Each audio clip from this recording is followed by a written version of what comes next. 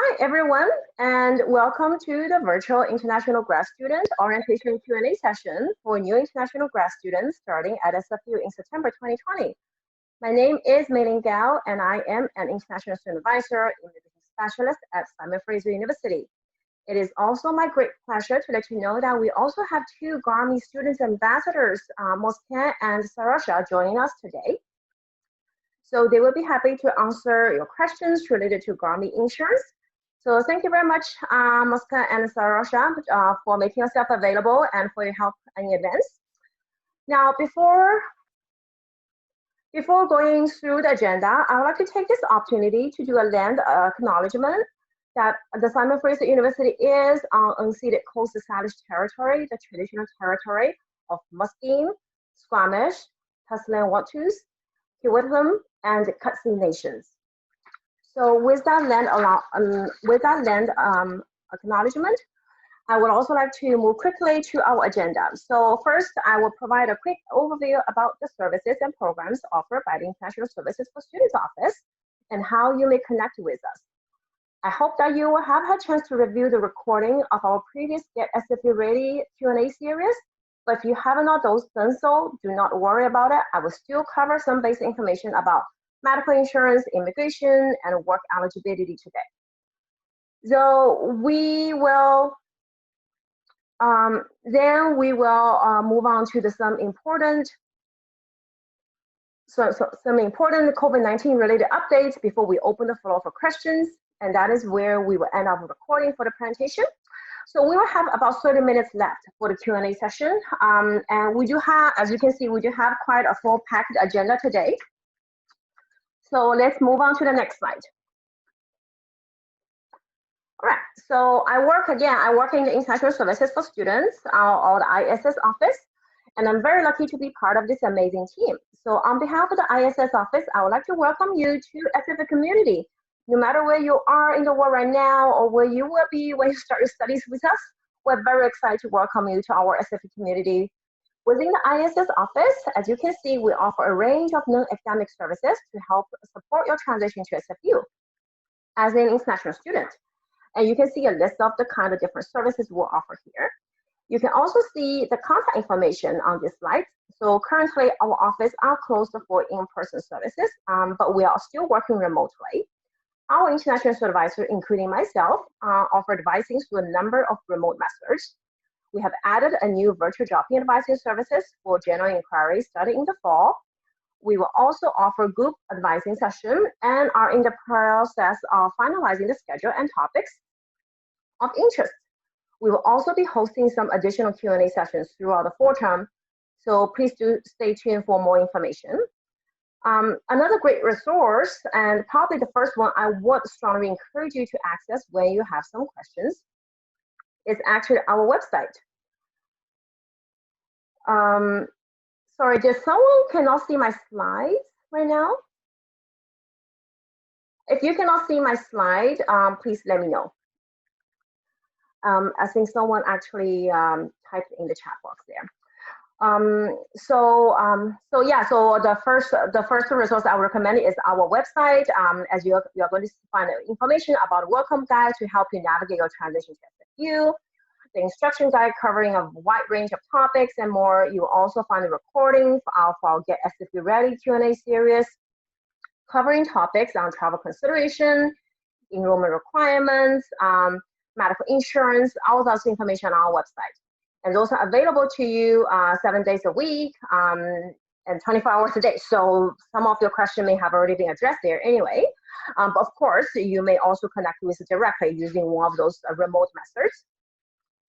Now, before we move into the next medical insurance part, I do have a quick poll questions for you. So I'm going to do the quick poll question to, if you could let me know where you will be. If you will be in Canada, outside Canada for the full term, that would be great. Meanwhile, I'm just going to check the chat box. I think there was a couple of chats there. Okay, I think you all get a result. That's awesome. All right, wow. So majority of you actually here today are going to take the courses or beginning program outside Canada. So that information is very helpful for me to know. Thank you. Now let's move on. Okay.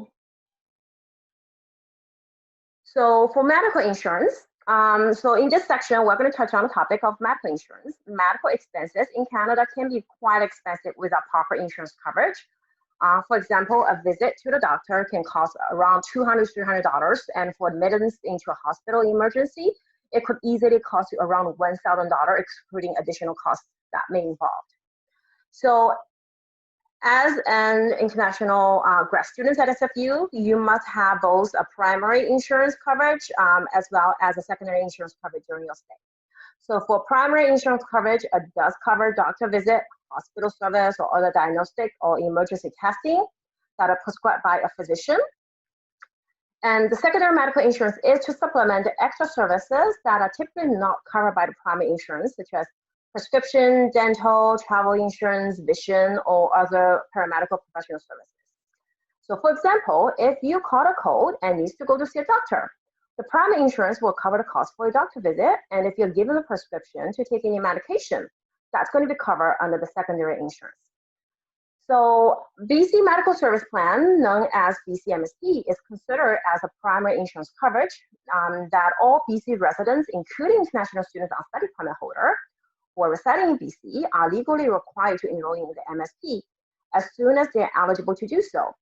But enrollment in MSP is not automatic, so you should apply now if you're currently in BC.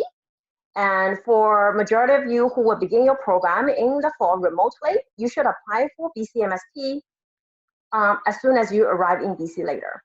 The cost of BCMSP is $75 per month, and generally speaking, the MSP coverage will be issued based on the validity of your study permit. MSP will also have a 2 or 3 months waiting period. So to ensure that all students will have adequate insurance coverage during the waiting period, as a new international grad student starting in the fall 2020 term, you will be automatically enrolled in a private medical insurance during your first term at SFU, that is known as a GARMI at SFU plan. Now, the coverage of the GARMI at SFU plan for the full term is valid from September 1st to December 31st, and the cost is $281. And it is charged directly to a student account. The electronic medical card with coverage insurance info should have been emailed to your SFU email address. Now, please note that you will only be enrolled in this GARMI plan during your first term at SFU, and it is your responsibility to apply for BCMSP as soon as you're eligible to do so. You may also apply to opt out online from the GARMI plan if you meet the requirements, which we will cover in the next few slides. For the secondary medical insurance, you'll be automatically enrolled in the Graduate Student Society Extended Health Dental Plan, known as Student Care, upon your enrollment in the fall term. Because that is your first semester here. The coverage is actually valid on a 12-month period from September 1st, 2020 to August 31st, 2021. Now, if you will be a TSSU member by working as a teaching assistant or tutor marker in the fall term, you may be eligible for the group MSP plan. Again, enrollment is not automatically, so you must apply through SFU's Human Resources Department. There's also an optional secondary insurance plan covered by the TSSU. So if you are a TSSU member in the fall, you may want to check with TSSU directly about your benefits.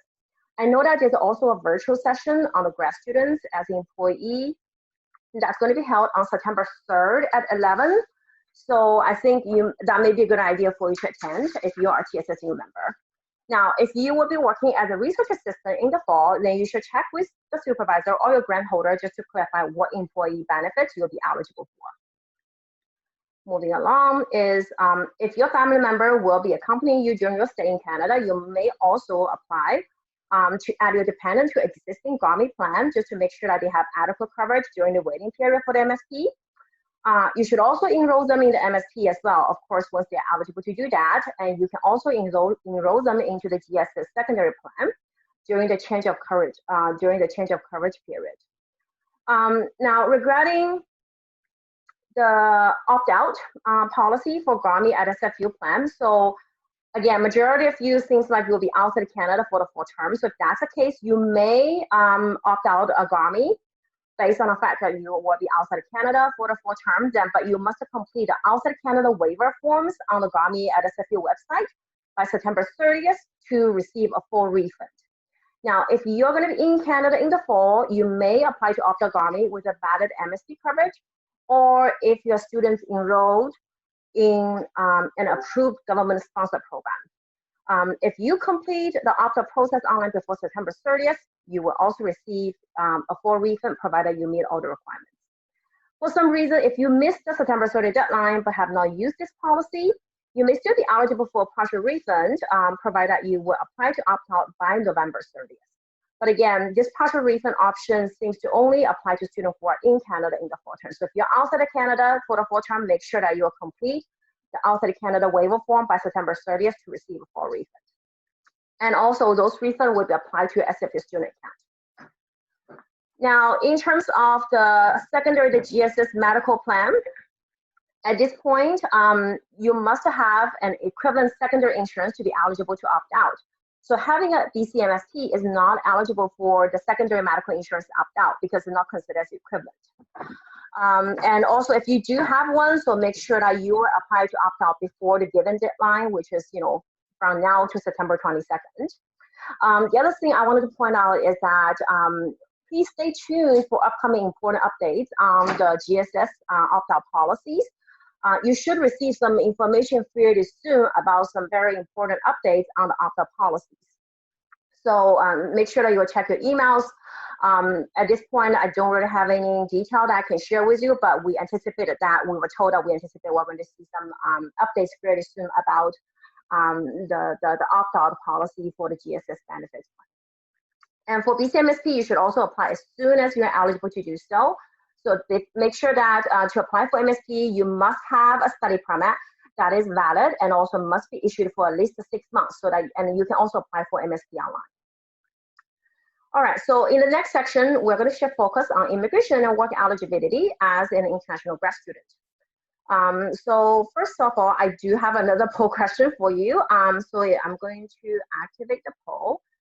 For this question, it will be great if you can tell me what your current status is with your study permit application. All right, thank you.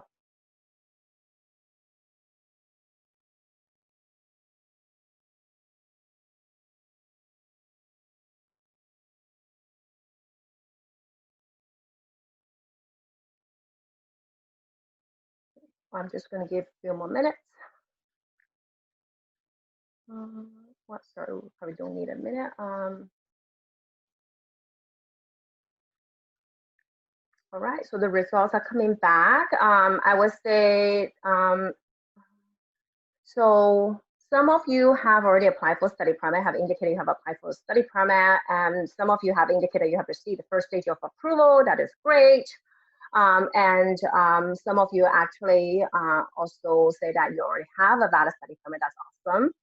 A very few of you say that you have been approved for study permit. So hopefully, we're going to have more of you getting the full approval of the study permit soon. And there are also a very few number of students stating that you have not applied for study permit. Okay, so for those who have not applied for study permit, I will be interesting to know why you haven't applied yet. So maybe we can tackle those questions in the Q&A part. But thank you very much for doing the poll. Moving along. So in this diagram, as you can see that how everything is connected. So just to provide you with an overview, a valid passport is required to apply for study permit, as none of the immigration documents can be issued beyond the validity of the passport. Now, also depending on your nationality, you may also be required to have a valid electronic travel authorization or the temporary resident visa, also known as a TRV, to facilitate your entrance into Canada. If you do meet certain requirements, you may work on off campus under the provision of your study permit without having to apply for separate work permit. However, if you do have a mandatory internship or enroll in a co-op program, then you'll be required to apply for co-op work permit for your internship, co-op, or practicum in Canada. And also to get paid in Canada, you must also have a valid social interest number in which you may apply if you have a valid work permit or if you have a valid study permit with proper work authorization imposed. Now, first of all, everything is linked to your passport, as we mentioned. So if you plan to travel or need to apply to extend your study permit or apply for a new temporary resident visa, make sure that you will renew your passport first. It will also be helpful to get to know your immigration documents. So on the left side, this is your study permit. So it is a status document that will allow you to remain in Canada to pursue your studies in Canada. If your current study permit was issued, if for those of you who actually have a valid study permit, if your study permit was issued based on another post-secondary institutions, you should also complete the designated learning institution number, the DUI number transfer process to inform immigration refugee citizen in Canada that you will start your new program at SFU in fall 2020. Also, if you're currently in Canada as a visitor and plan to begin your program in the fall, unfortunately, you cannot start your program in the fall without having a valid study permit, even if all your courses will be delivered online in the fall term, if you are here as a visitor. So basically, if you're in Canada and you want to begin your program in the fall, you must have a valid study permit. But if you will be doing your program remotely outside of Canada in the fall, you may start your programs without having a valid study permit. But again, in order for you to complete any in-person components, you will be required to have a valid study permit. Now, when you apply for a study permit outside of Canada, upon approval of your study permit application, you will receive a letter of introduction confirming that your study permit has been approved. You will get the original study permit at the port of entry when you enter Canada. On the right side, this is the temporary resident visa. So if you require a visa to enter Canada, upon approval, these counterfoil documents will be issued in your passport. And it is an entry document. So in this visa, it will indicate it if this is a single entry or if it's a multiple entry. The expiry date of this visa means that by when you need to seek to enter Canada. Again, this is not a status document. So if you're currently in Canada with a valid study permit, it is fine if your temporary resident visa is already expired, as long as you have no plan to travel outside of Canada and have no plan to re-enter Canada. If you do require an electronic travel authorization, an ETA to enter Canada, you will receive electronically. Now, when applying for study permit outside of Canada, you don't have to submit a separate application for temporary resident visa or ETA, as they will be processed along with the study permit automatically. As a study permit holder, you must comply with the conditions of a study permit. So you're required to actively pursue your studies. That means to remain enrolled at least a part-time in each academic session. So for grad students, each spring, summer, fall are considered as academic session, and you expect to keep enrolled in each session, and to make reasonable and timely progression towards completing your programs at SFU. SFU is also required to report on the enrollments of our international students twice a year to Immigration Refugee Citizenship Canada, one in the spring and one in the fall. Now, let's take a closer look at the study permit. You will find your UCI number, your unique identification number, known as the UCI, on the right corner. So if you do need to communicate with RCC later, it is important to know that your UCI number, and also you need to make sure that all the information printed on your study permit is accurate. You will also find the expiry date on the study permit, and it is your responsibility to keep track of the validity of your immigration documents to ensure that you have a valid study permit throughout your study and your stay in Canada. You must also ensure that you will extend your study permit before it expires. Again, so for some of you that will indicate you currently have a valid study permit, make sure that you extend it before it expires, if it does expire soon. And also, please note that your study permit will expire either on the study permit expiry date or 90 days after you have completed your studies, whichever comes first. You should also check to see if your study permit has a proper work authorization. Usually it will be indicated under remarks. It will say, so it will be under conditions. It will say that may accept employment on and or off working off campus, because this will be one of the eligibility requirements you must meet in order for you to work on campus or off campus. Moving along, so as an international student in Canada, you must ensure that you have the work eligibility requirements for different types of employment.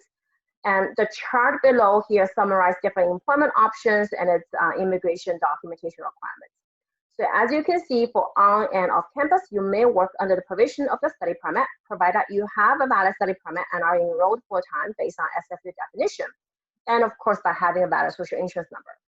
The number of working hours for on-campus and off-campus employment are different. So for on-campus employment, such as working as teaching assistant or research assistant, there's no official restriction for on-campus employment, but we do recommend that you do keep your work to part-time given that I would say probably all the grad students are enrolled as a full-time students throughout the terms. For off-campus employment, you may work up to 20 hours per week during the academic session, which are spring, summer, and fall, and full-time during regular schedule breaks. Now, we're going to touch on the notion of the regular schedule break in the next slide. And also, please note that the restriction for working hours, I just mentioned, apply to employment within Canada. Aside from the on and off campus work performed under the authorization provided by the study permit, if your program involves a mandatory co-op, internship, or practicum, you were required to have a valid co-op work permit. Now, if you have applied for a co-op work permit along with a study permit application submitted outside of Canada, it will be processed together along with the study permit. If for some reason you forgot to apply, don't worry about it. You can still obtain a letter from your co-op or internship coordinator in your department after you arrive in Canada, and you can still submit and apply for co-op work permit within Canada. Now, after you complete your SFU program, you may also be eligible for a post-graduation work permit up to 3 years in length if you are continuously enrolled full-time throughout your program, with possible exception made in the case of an authorized leave of less than 150 days or part-time enrollment in your final term of studies only, and make sure you meet all the other requirements. So for anything aside from full-time enrollments, we suggest that you will need to check with us in advance so that we can discuss the potential implications regarding the post-graduation work permit if you're not able to maintain full-time enrollments throughout all your programs. All right, so as a grad student, the regularly scheduled break will include reading week. That's typically around, I was in February, a break in between the terms and academic break. So you must also ensure that you're enrolled full-time before and after the regular scheduled break within the same calendar year. You should consult with the department if you would like to take an academic break from your studies, and you should also visit our website for more information on how full-time student status is defined for grad students. Now, social insurance number. So if you're working in Canada and to get paid legal in Canada, you will need to have a valid social insurance number. You may either use a work permit such as co-op work permit or a study permit with a proper work authorization to apply for the social insurance number. The social insurance number, the SIN, will be issued to the same expiry as a study permit. Now, under normal circumstances, a SIN must be applied in person at Service Canada Center. However, due to COVID-19, Service Canada closed, and at this point, you may apply for the SIN online if you meet the eligibility requirements.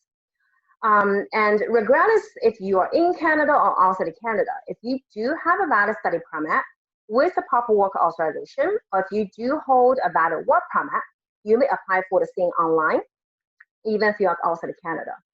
But in the case, let's say if you're just having approved for the study permit outside of Canada without having the actual study permit, unfortunately, you cannot apply for SIN just based on the letter of introduction.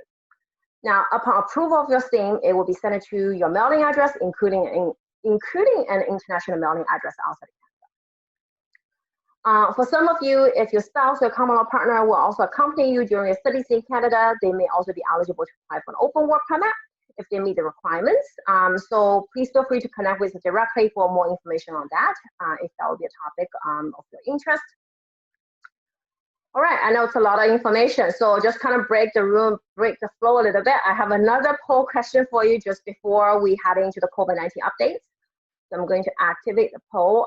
It would be great if you could let me know how many of you have had a chance to review the recording of the Get SFU Ready Q&A series before you join the session today.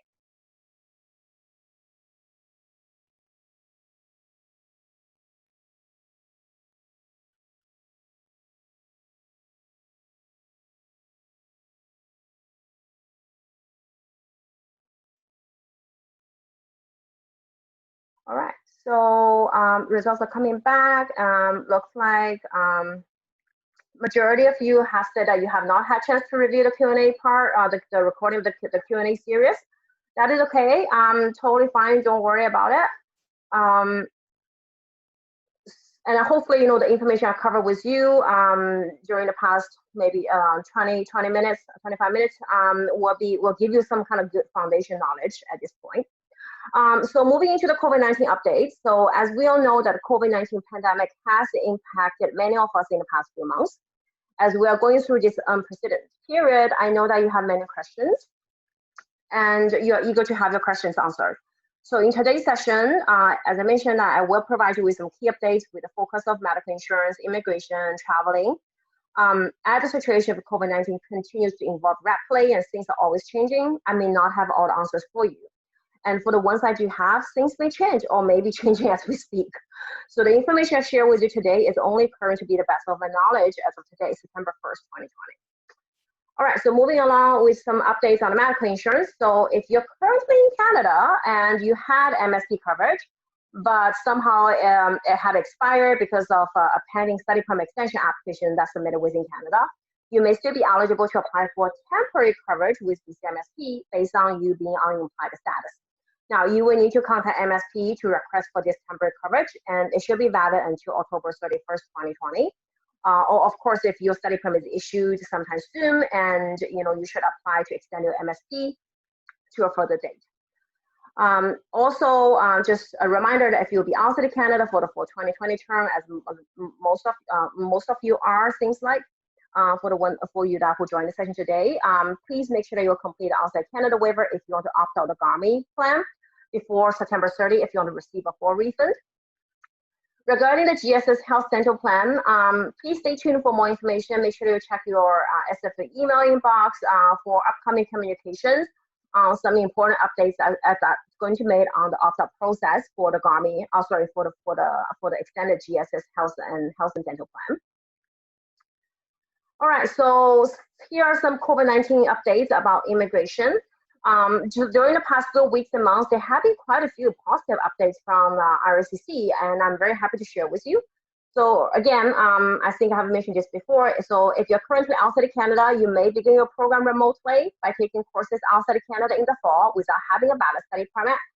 But a valid study permit will be required to complete all in-person components of studies in Canada later, and there's no guarantee that study permit will all be approved. So it's very strongly recommended that you should apply for study permit as soon as possible if you haven't done so. Now, you may also be aware of the two-stage approval process that's being implemented, announced on July 14th. And actually, some of you have indicated you have received the first stage approval, which is awesome.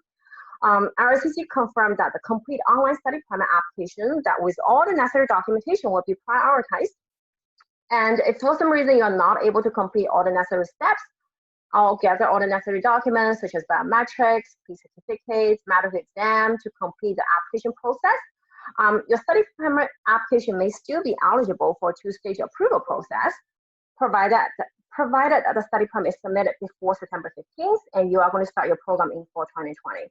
RCC also aims to have all the first stage of approval process before the full term starts. So for those of you who are still waiting for the first stage of approval, hopefully you are going to receive some news soon. Now, a more recent update that was announced by RCC on August 28th was about the new measures on the eligibility and length of the post-graduation work permit. So time spent studying online through April 30, 2020, basically to the end of spring term next year, will not be deducted from the length of the post-graduation work permit or negatively impact the eligibility for the post-grad work permit, provided that you have a valid study permit or you have been approved for a study permit or you have applied for a study permit before starting a program in fall 2020, of course, pending on full approval of the study permit. Now, you will also be required to complete at least 50% of your program within Canada to be eligible for that flexibility. Now, moving along is travel updates. So currently, the travel restriction on entries into Canada directly from the United States are in place until September 21st. And for countries other than the United States, that just been recently extended to September 30th, 2020. The current travel restriction may be lifted, changed, or extended further. And unfortunately, we have no insights. And I really wish I have a crystal ball so I can share with you, but I don't. So I can't really predict when the travel restriction will be lifted, or if the travel restriction will be extended, or if there will be any changes made to the current travel restriction. Having said so if you're seeking to enter or travel to Canada under current travel restriction, to meet the travel exemptions, one of the requirements you must meet is the purpose of your travel is for essential purpose. So you can find some of the factors in assessing if the trip is considered non-discretional. listed on this slide. And also note that the final decision will be made by the Border Service Officer to determine if you're eligible to travel to Canada. And for more information on travel consideration, make sure that you will review the recording of our Q&A series on travel consideration. Quarantine requirements are still in force. So for more information resources on quarantine, self-isolation, please review our self-isolation guide on the website. Now, you should also register your plan for travel and your self-isolation plan with SFU. Regardless if you will be planning to travel to Canada or not for the full term, you're responsible for informing SFU about your plan by submit and completed SFU self-isolation questionnaire, which I believe should have been sent to you by email. This will also give you a better access to support during your self-isolation, but make sure that you check the travel regulation and restriction to ensure that you meet the travel exemption to travel to Canada first. So that is all the COVID-19 updates I have. I know that there was a lot of information packed here. So on this slide, you'll find some helpful tips and reminder to keep in mind. I'm going to leave this slide up during the questionnaire Q&A period, but for those who are watching this recording, thank you for watching, and this will be the end for the presentation part as we're going to head into the Q&A part. And thank you for joining us, and hopefully you're going to find the information helpful. And I'm going to end the recording now.